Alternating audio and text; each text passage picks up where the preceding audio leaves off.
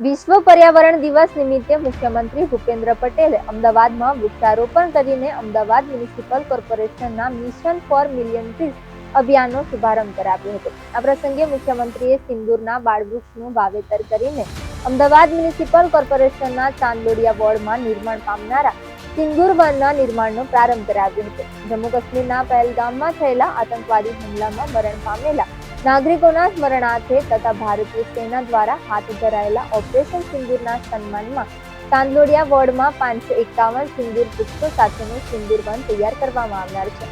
મુખ્યમંત્રી ભૂપેન્દ્ર પટેલે mission four million trees અભિયાનના પ્રચાર પ્રસાર અર્થે તૈયાર કરાયેલા કેબલો સહિત 11 વૃક્ષ રથનું પ્રસ્થાન કરાવ્યું હતું. અમદાવાદ મ્યુનિસિપલ કોર્પોરેશન દ્વારા એક પેડ માં કે નામ અને મિશન ફોર મિલિયન ટ્રીઝ અભિયાન અંતર્ગત વૃક્ષારોપણમાં નાગરિકોને સહભાગી બનાવવા કુલ 38 જેટલા વૃક્ષ રથ તૈયાર કરવામાં આવનાર છે.